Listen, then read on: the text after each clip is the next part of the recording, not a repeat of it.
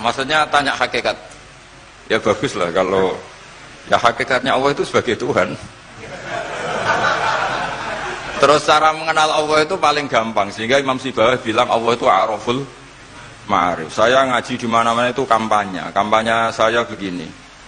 Karena saya pernah diparani orang yang sejenis jenengan. Cuma lebih apa ya?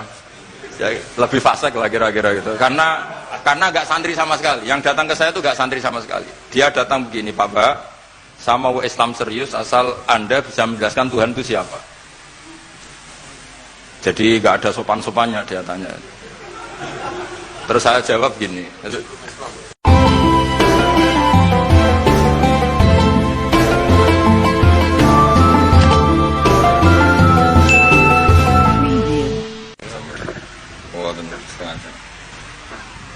Jadi terus akan nggih. Bismillahirrahmanirrahim. Qala Muhammad bin Husain. I'lam rahimana wa huwa iyyaka anan nabiyya sallallahu alaihi wasallam qad a'lamaka iku merohno sapa mirsakno sapa nabi kang sira fi hadal hadis ing dalam ikhlas hadis anna Jibril saat temene malaikat Jibril alaihi salam inna ma sa'alan nabiyya sallallahu alaihi wasallam bi hadrati ashabi ana ing ngarepe sahabate para nabi. Inna ma arada mesti ngersakno sapa Jibril ayu alimahum ing yen to ngeruhna sapa Jibril ing para ashab amrodinihim ing urusan agamane para sahabat. Fayam bagi mongko saejo muslimin apa ya alamu yang to ngerti sapa muslimin hu ing amrodinihim. Terus pikirannya Syekh Al-Ajuri bahwa Jibril menanyakan Islam dengan niat mengertikan Islam kepada para sahabatnya Rasulullah sallallahu alaihi wasallam. Artinya Jibril itu mboten takok carane sugih ngoten. Saiki wong takok kiai iku salah alamat. Wong alim takok carane sugih, carane dadi bupati, terus carane duwe akeh. Wong alime dhewe ora pati dhuwit ditakoki. Kadang kula iki suwani tiyang, Gus kula bojo kula kathah carane rukun piye. Wong kiyaine ora wani wae kok takoki carane rukun. Jadi intinya niku pertanyaan itu juga kita pelajari. Jibril niku tangklet urusan agama. Artinya yang perlu dingerteni itu urusan apa? Agama. Tapi kita punya masyarakat sing kadang tanya ini sesuatu yang sifatnya khadun nafsi. Terus kiai itu rapati seneng jabatan, kadang ditakoki tiyang carane dadi bupati. Nak dadi bupati salami templek orang juta, nak ora dadi darani donyane ngobos. Seloro kabeh dadi kiai. Lan kula seneng nak terkenal donga kula ora mandi. Kok nak mandi ku repot. Dadi dukun. Jadi niki repot. Kula gak ada cerita tentang Pak Hamid Pasuruan.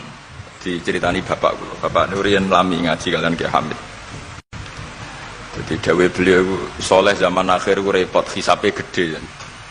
Muga terkenal wali, dongane mandi terus wong kepen sugih marani kiai, kepen wayoh marani kiai, kepen jabat marani kiai. Terus ngekei dhuwit.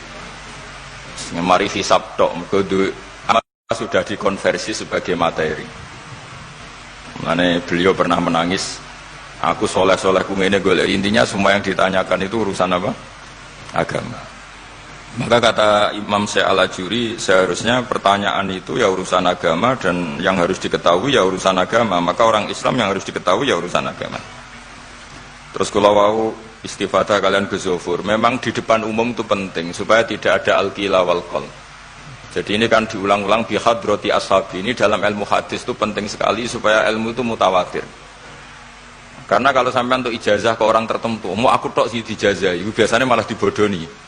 Kayak bakul, sampai tok sing tak kayak diskon. Nah, gerwong ya doang. Makanya nak kidilkon ijazah di depan umum berarti kondang. Ada khusus bahaya. Ini mesti klenik nih. Ini aku kanca kula sak kelas kalian Gus Munib. Jadi orang itu, makanya saya ngaji itu pede di depan umum. Karena kalau salah ya dibenarkan Gus Zofur, kalau benar juga ganjarannya akeh. Tapi nak ngaji mbek wong loro dhewean iku terus kok cocokan. Nak salah aja kodo-kodo ya kan. Jadi memang ilmu itu suka yang mutawatir saya karena validitasnya jelas. Makanya dulu itu dikaji hadis kok enggak mutawatir itu enggak mutu. Paling firrut batil ulya tentu yang apa? Mutawatir. Dikatakan bi hadrati ashabi atau ketika Nabi khutbah. Apalagi pidato Nabi di hajatil apa? Wada. Sehingga hadis ahadi itu banyak yang masalah. Karena satu ada subjektivitas rawi, kalaupun soha itu ada subjektivitas rawi. Seperti yang diceritakan Gus Sobur tadi, Abu Dzar itu orangnya soleh, tapi punya subjektivitas kesolehan yang sangat individualistik, sehingga beliau. Jadi, tapi kalau umum kan standarnya jelas, apa? Standarnya apa? Jelas. Ya saya teruskan. Jadi bihadrati ashabi itu menurut saya kata kunci karena pentingnya mutawatir.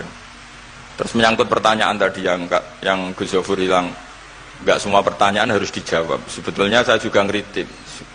Nggak semua yang diunek-unek takokno. Kadang wong takok nasib. Kita misalnya saya itu sering punya utang 1 juta, gak iso nyaur. Kadang wong takok, kalau diutang 1 miliar carane nyaur piye? Wong kene diutang 1 juta ora carane nyaur kok ditakoki sing utang napa? 1 miliar. Kulo ning santri, bojone niku 3 wong sugih. Kowe iku ora gersuwan kula takok carane ngrukono bojone. Ya kene bingung piye carane. Bojo sitok kowe kudu urip malah. Ditakoki bojo napa? Nah ternyata santri itu terinspirasi oleh cerita-cerita. Syaratnya wali itu kudu di bojo cerewet. Nak sitok cerewet wali apa meneh nak telu, dia cara berpikir begitu. Nah, itu yang bojo pertama itu ngancam nak masih sah dengan istri kedua ketiga mau bunuh diri. Terus dene nate nyuwun sewu melafatkan tolak. Terus takok teng kula. Niku termasuk mukroh napa mboten Gus? Karena saya melafatkan itu dipaksa diancam bojo pertama mau nopo? Lah iku nang fikih kan hanya ada syaratul ikrah itu mukrih harus mampu mewujudkan mahaddadahu. Kena arah megat tak patah. Ini ndak kasusnya unik. Umumnya bab ikrah di fikih kan nak ora ketak patah ini ndak. Ini kasusnya beda. Nak rabuk turuti aku mati. Itu kan bingung. Ya saya seduarian Gus Zofur jawab wallahu alam. Nunggu Jibril ya sudah akan datang. Artinya gini ya, problem kita kekinian itu setiap masyarakat punya iskal atau punya grundel itu ditanyakan kiai. Padahal seharusnya tidak sesuatu yang harus apa ditanyakan. Misalnya gawane di bojo akeh ya mesti sumpek, ngurmat wong wedok sitok sumpek kemene telu. Terus gawane wong duwe utang akeh ya sumpek. Hal-hal seperti itu kan lazim. Sebenarnya nggak perlu ditanyakan, biasa wae standar. Tapi kita ini sering menuntut orang lain menjadi solusi ya bagi orang itu. Makanya saya kalau ngajar di Jogja itu sering cerita begitu. Problem orang kota itu adalah kalau punya beban itu dibebankan ke negara atau ke kiai atau ke ustadz. Padahal beban ini sebagai hukuman karena kesalahannya apa? Sendiri. Saya masih ingat betul ketika kasus Aid. Mbah Mun itu orang yang sangat syafiq li ummati, sangat syafiq lah, sangat syafakoh pada umatnya. Ketika ada seorang dokter peneliti obat Aid, itu sangat tertantang, dia sangat obsesi bisa menyembuhkan Aid. Aid yang karena free sex ya, bukan karena ketularan. Saya ulang lagi, yang karena seks bebas, bukan karena ketularan. Itu tidak biasanya yai duko, baru pertama itu saya melihat yai itu agak duko. Terus beliau tidak jawab, tapi setelah dokter itu pulang ngendikan begini, pangeran itu kadang ngersano kabeh iku ana sangsine, cara bahasa modern ana sangsine. Ya tujuane pangeran iku wong ben tobat ben balik nang Allah. Jadi ana wong uripe ngawur diutang, ya sangsine wong urip ngawur diutang ben uripe apik. Intinya Mbah Mun tuh mau ngendikan kesalahan itu pantese ya ana sangsine ben wong tobat. Lah saiki kiai ku nak ditakoki ngono berusaha cari solusi sanksi iku, padahal Allah kepengen memberi sanksi. Enggak sampean misalnya zaman mondok ra sregep terus bareng saiki dadi kiai bingung terus kula kan dadi solusi Gus kiai donga laduni. Wong pangeran ngekeki sanksi kuwe zaman mondok ra sregep. Ben ora rasane isin maca kliru di depan umum. Malah yo ijazah napa?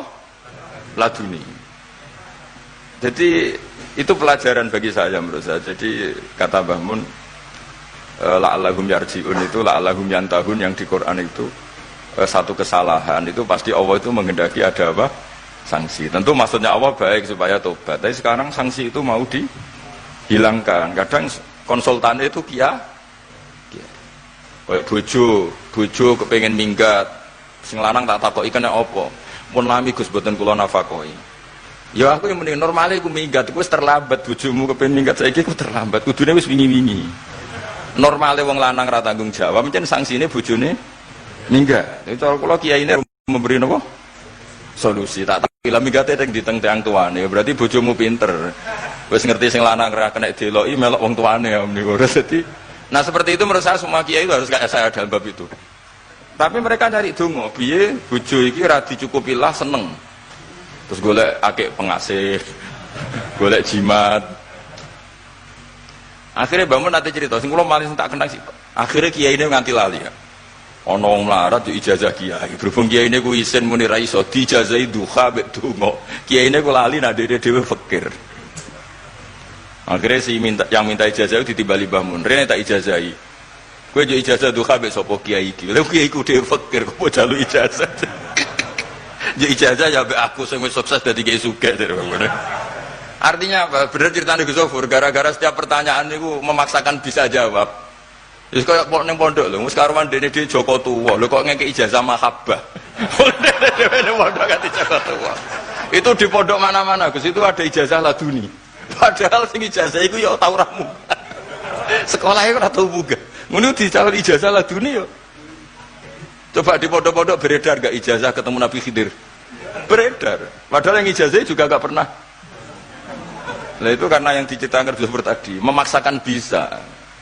Jadi karuan dekne dhewe ra iso ya santai wae.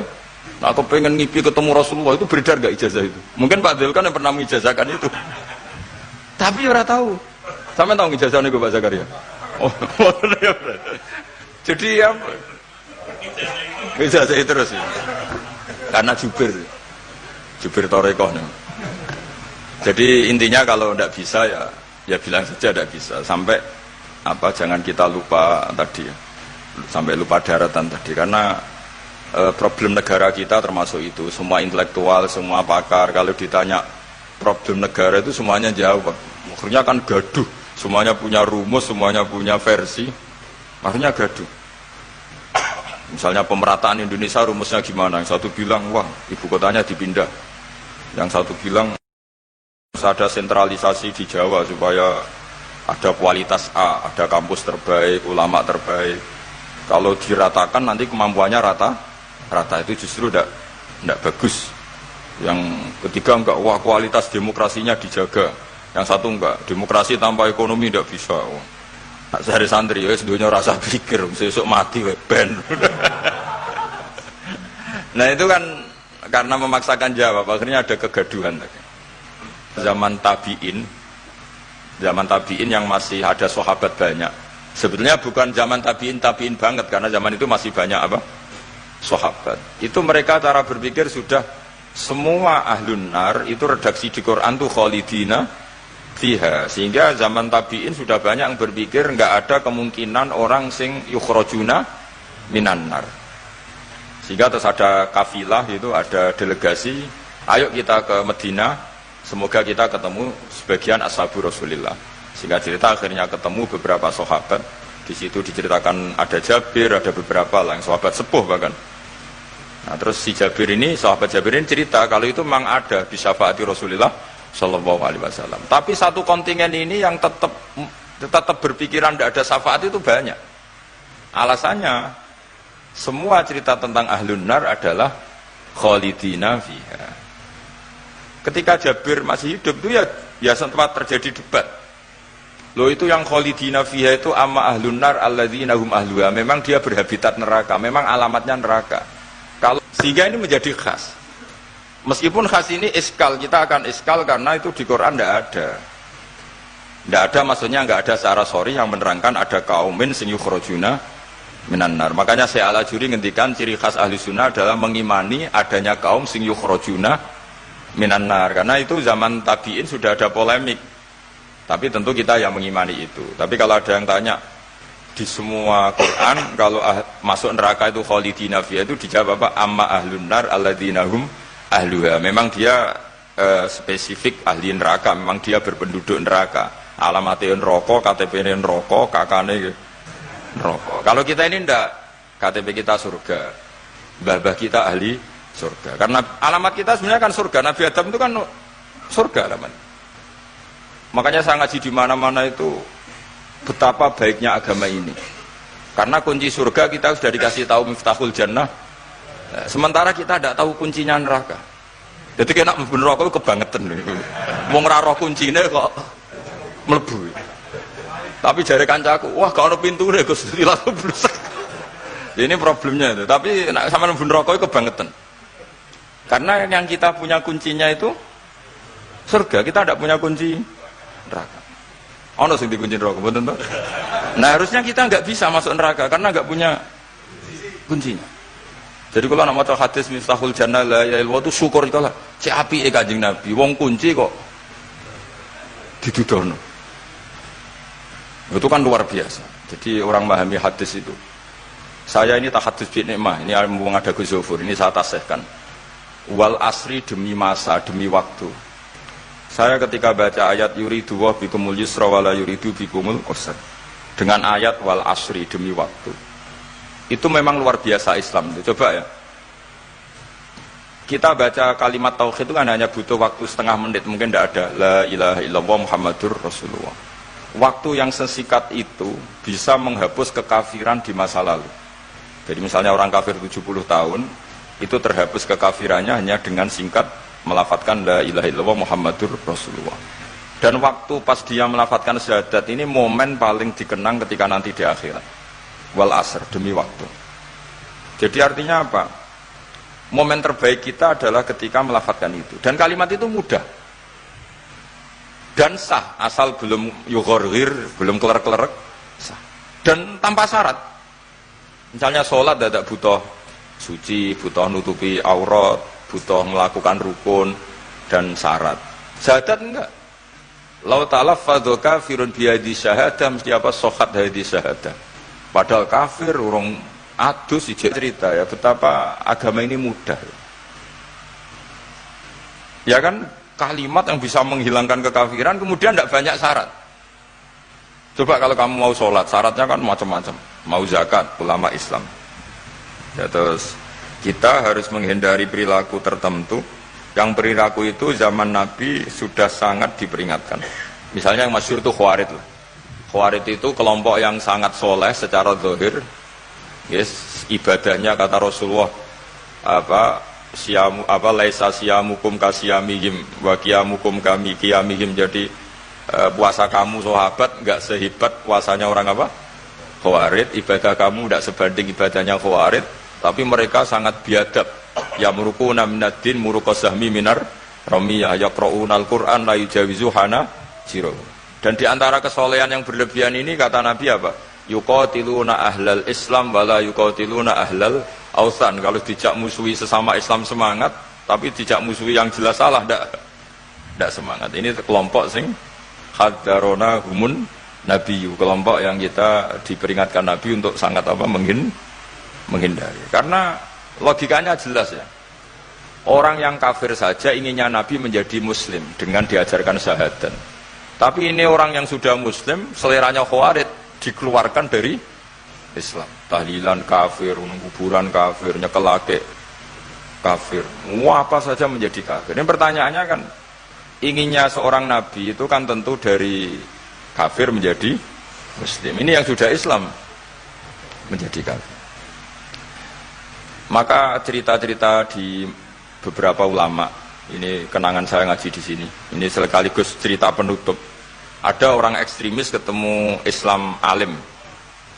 Terus ketika melihat ahlul ma'asi itu maksiat, ahlul ma'asi ketika maksiat, sedang maksiat, sebaiknya orang-orang Islam seperti itu mau saya bunuh, mau saya bom. Ini yang cerita orang-orang alim ke saya. Terus kata si orang alim tadi, lau annahum matu, kalau mereka benar-benar mati final maksiyah itu aina masiruhum, lalu mereka kemana? Si yang keras tadi bilang ilanar, karena mereka mati apa final maksiyah. Terus jawabnya yang alim tadi, dzalika muradan nabi, apa umat Islam mati kemudian min ahlin nar itu yang dikehendaki Nabi? Untungnya yang si ekstremis tadi agak alim. Ya enggak, Nabi inginnya umatnya itu ya mati tidak masuk neraka. Ya sudah, jangan bunuh sekarang, kasih kesempatan apa? Tobat. Untungnya si yang ekstrim ini termasuk min ahli ilm, dia nerima konsep itu, nerima. Itu jadi pelajaran dialog kealiman. Dan kita menjadi moderat bukan karena liberal atau sekuler. Memang kita baca hadis-hadis misalnya inna wuha yabsutu yadahu billail yatuba musiun nahar wa yabsutu yadahu bin nahar yatuba musiul lail. Allah yang Tuhan saja inginnya itu menunggu tobatnya mereka, bukan mengakhiri mereka dalam keadaan tidak tobat. Jadi ini supaya jadi faham, menjadi khas kita. Ya Allah yang Tuhan saja inginnya kan menunggu tobatnya mereka, bukan malah tobat itu kita hentikan ya dengan dibunuh. Ketika maksiat itu artinya kan kita tidak memberi kesempatan tobat. Saya masih ingat Mbah Mun sering cerita ke saya, aku corokon mileh, kata beliau, aku corokon mileh iku yo ora pati seneng ono terlalu tegas, terlalu apa, mergo Allah wae ngekei kesempatan. Ya tadi, apa logikanya kan Allah saja, misalnya Allah Ta'ala selalu membuka tangannya di malam hari supaya yang tadi siang maksiat tobat di malam hari. Terus Allah membuka tangannya di siang hari supaya yang tadi malam maksiat tobat. Intinya Allah Ta'ala itu menunggu tobat, bukan menghentikan asbabit taubat. Sehingga tradisi guru-guru kita, ya utamanya Mbah Mun, itu sama-sama saja baik. Bukan karena baik sama orang fasik, bukan. Tapi implementasi dari menunggu tobatnya orang fasik, dan tentu itu butuh tarbiyah, butuh syafaqah, butuh kasih sayang, butuh. Saya masih ingat ketika beliau baca kitab di karangannya Imam Sa'roni itu, Tambihul Mukhtarin, itu diantara madzhab Imam Sa'roni itu Al-Hikmah Dolatul Mu'min, itu beliau juga menambahkan wal fasik Dolatul Mu'min. Bukan sekedar Al-Hikmah Dolatul Mu'min, tapi Al-Fasik juga Dolatul Mu'min. Karena ketika seorang mukmin fasik ini seperti barang yang hilang, dia tercerabut dari akarnya, yaitu akar keimanan dan keislaman. Maka kita-kita, kata Imam Sa'roni, kita-kita sebagai orang soleh harus menemukan mereka atau mengambil mereka untuk dikembalikan. Jadi ini komitmen kita sebagai murid Mbah Mun, sebagai murid Sayyidina Al-Abenya sudah ada amal. Itu saja inginnya Allah sama orang Islam, kaumun yukhrajuna minan nar, bukan malah diblesno gitu.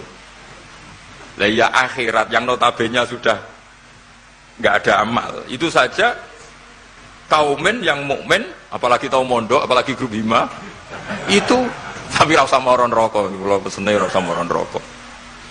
Itu inginnya itu yukhrajuna minan nar. Makanya kalau baca hadis itu harus ada dzauq. Selain ilmu itu harus ada dzauq. Betapa syafaqatu Rasulullah sallallahu alaihi wasallam. Inginnya semuanya itu yadkhulunal jannah. Kalaupun ada yang masuk neraka, yang orang Islam tuh, tetap obsesi Rasulullah, cita-cita beliau adalah yukhrajuna minan nar. Makanya masyhur itu, wala sawfa yu'tika rabbuka fatarda. Jawab Nabi bi la arda wa wahidun min ummati finnar. Saya tidak akan ridho ya Allah, tidak akan puas bahwa khidun min ummati finnar. Satu dari umatku min ummatil ijabah minan nar. Makanya saya setuju dengan Syekh Al-Ajuri, kita sebagai ahli sunnah di antara khasnya apa? Iman adanya kaum sing yukhrajuna minan nar. Pun ya ngoten. Sampai wah lho kok akeh. Dibaca Arabnya saja. Nah, ini nurut Bapak Gus. Mimman khadzarona tadi siapa? An-Nabi. Anaman saat temne wong abada kang nyembah sapa man Allah azza wa jalla fa ya'lamu mongko ngerti sapa man anna wa azza wa jalla mutaliun gundat sing ningali ala amalihi ing atase ngamali wong ya'lamu pirsa sapa taala sirruhu ing rahasiane wong wa alaniyatahu lan alaniya wong sing ngamal sing jelas wa ya'lamu lan pirsa sapa taala mak ing perkara tufi kang nyamarno sira min amalika saking amal sira wa malan perkara tubihi kang ngetokno sira ing amal wa malan perkara turidu kang ngarepno sira bi ilmika kan sira. Kowe ngarepno bi ilmika misale Allahu turidu am ghaira. Dadi maksudnya Allahu Allah ana ta kowe ngamal iku ngersakno Allah turidu am ghairahu. Dadi maksudnya Allah tahu amal kamu atau ilmu kamu. Apakah amal kamu ilmu kamu untuk Allah? Allah turidu am ghairahu. Apakah kowe melakukan amal itu karena Allah apa enggak? Ya'lamu pirsa sapa ta'ala asirra wa akhfa. Ya'lamu pirsa sapa ta'ala khainatal ayuni ing mripat sing khianat. Wa amalan perkara tufi kang nyimpen apa suduru apa dodo. Ya lamun kersa sapa wa ta'ala ing perkara antum kang te sira kabeh ku alihi ngatasé ma. Fahdaru mongko wedya sira kabeh ing Allah. Mesti wedi Allah dengan makna mendekat ke Allah. Faman mongko te sapane wong roa iku jaga sapa man hadhihi ing ikilah halah. Nah, bojo pertama itu ngancam nek ora dipegat bunuh diri.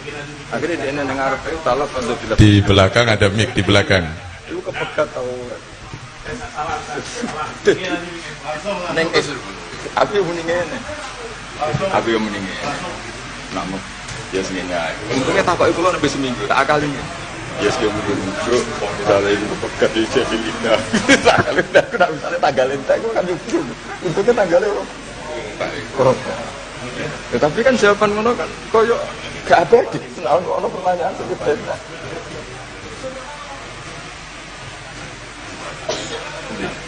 Untuk buka dulu. Sing ketemu-temuan iki. Betul. Kosok buka dulu. Napa? Mati. Mati. Ketemu-temuan. Iki. Bismillahirrahmanirrahim. Assalamualaikum warahmatullahi wabarakatuh. Bagi para hakim ya HKI itu kompilasi hukum Islam ya, sementara yang dipakai ya KHI itu yang dipakai oleh pedoman untuk memutuskan yang diajukan ke napa jenenge di mahkamah-mahkamah yang berurusan dengan terutama pernikahan. Apakah karena kan khilafnya fikih kan akeh. Khilaf napa jenenge fikih niku kathah. Nah, kula nggih mboten ngertos niku KHI niku. Yang saya tahu ya pokoknya KHI itu nggih niku napa jenenge sudah pilihan-pilihan di antara ulama dijadikan pedoman bagi para hakim. Karena itulah ya kadang-kadang nyun sewu hakim-hakim itu yang dipelajari ya KHI. Ora patio ngerti fikih yang bulat yang banyak, asal bisa KHI ya insyaallah bisa jadi hakim, bisa jadi penghulu. Oh ya pedomannya ya KHI. Tapi tentu KHI itu tidak bisa menjawab dengan napa jeneng KHI. Saya kira ya kalau masalah-masalah itu tadi yang saya pahami, karena tadi kurang begitu mendengar pertanyaan-pertanyaan itu. Jadi tetap bagaimanapun butuh jawaban, butuh pengetahuan tentang fikih sunnahnya, fikih Al-Quran juga butuh. Kemudian aqwalu al-ulama itu juga dibutuhkan. Dan tentu untuk kasus-kasus di Indonesia, terutama untuk memutuskan banyak hal kasus di Indonesia, sangat membutuhkan KHI. Karena itu yang secara resmi kayaknya dipakai di Indonesia, kompilasi hukum Islam ya. Walaupun tentu tidak semua ulama Indonesia menyetujui KHI ya, karena ya KHI itu sudah pilihan-pilihan dari berbagai mazhab dan di Indonesia masih butuh mazhabnya itu bisa macam-macam ya, kadang-kadang nek ora dikai Syafi'i ora gelem dan lain sebagainya, itu ya problem dalam kasus per kasus. Saya kira itu. Oke, terima kasih ya. Terima kasih. Barangkali masih ada penanya kedua, kami persilakan. Terakhir. Ya betul bagus. Assalamualaikum warahmatullahi wabarakatuh. Badhe tanglet kalih Gus Baha. Terose kan jenderale ilmu niku tauhid. Pertanyaan kula, hakikate Gusti Allah niku sinten? Hakikate Adam niku sinten? Hakikate Muhammad niku sinten? Terima kasih. Wassalamualaikum warahmatullahi wabarakatuh. Malah keren. Santri ngiren Gus. Iya, bagus lah.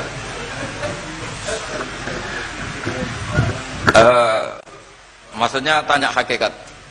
Ya bagus lah kalau ya hakikatnya Allah itu sebagai Tuhan. Terus cara mengenal Allah itu paling gampang, sehingga Imam Sibawayh bilang Allah itu a'raful ma'arif. Saya ngaji di mana-mana itu kampanye saya begini. Karena saya pernah diparani orang yang sejenis jenengan. Cuma lebih apa ya? Lebih fasik lah kira-kira gitu. Karena nggak santri sama sekali. Yang datang ke saya itu nggak santri sama sekali. Dia datang begini, Pak Mbak, saya mau Islam serius asal Anda bisa menjelaskan Tuhan itu siapa. Jadi nggak ada sopan-sopannya, dia tanya. Terus saya jawab gini, ya aku aja kacau. Terus saya bilang, kamu peneliti, ya saya peneliti. Kamu orang pinter, ya saya orang pinter. Dia punya gelar. Ya kira-kira gini, kalau gelas ini saya banting, terus pecah, kamu bilang apa? Ya karena sebabnya dibanting, ya sudah. Kira-kira alam raya ini kan kadung berstatus maujudat. Kira-kira logis enggak kalau hadil maujudat khalaqahal adam, ini maujudat diciptakan ketiadaan. Fainal adam la yu'athiru syai'an, tentu sesuatu yang enggak ada itu la yu'athiru syai'an. Di mana-mana sing yu'athiru yang bisa menciptakan atau membekasi itu adalah al-wujud. Ya berarti Allah itu penyebab dari semuanya, Bapak. Iya. Ya dari dulu kiai-kiai bilang gitu kan saya enak ya. Nah, intinya gini, terus dia menjadi sadar setelah Allah tak beri status wajibil wujud. Makanya saya tambah tua, itu tambah kagum sama ulama dulu. Kenapa kita mulai kecil dikenalkan wujud kidam bakok. Kira-kira gitu, hadhil maujudat, alam yang sudah kadung wujud ini, kan mau tidak mau harus disebabkan oleh yang wujud. Masa wujud disebabkan nihilisme atau ketiadaan? Ya kira-kira gitu. Kalau sampean tanya hakikat Allah yang mudah dikenali apa? Beri status wajibil wujud. Yang wajibil wujud ini oleh kita adalah disebut Allah. Lah yang menerangkan itu siapa? Ya Nabi Muhammad itu. Lah Nabi Muhammad turunannya siapa? Ya secara dhahir turunnya Nabi Adam. Kan ya sudah gitu kira-kira. Sudah sampean yang senang saja hidup, enggak usah mikir itu. Ya sudah gitu aja. Kalau nggak diterangkan secara dohir, nanti orang Habib itu Nur Muhammad Qobla. Terima kasih kami sampaikan, meskipun sebenarnya kita masih haus mendengarkan petua-petua beliau, tetapi mengingat waktu yang sudah cukup malam, kami tutupkan sampai di sini. Tetapi sebelum kita tutup dengan bacaan doa, kami mohonkan kepada saudara Ulil Albab untuk memimpin bersama-sama membaca qasidah Sa'duna Fid Dunya. Kepada sahabat rekan Ulil Albab kami persilahkan.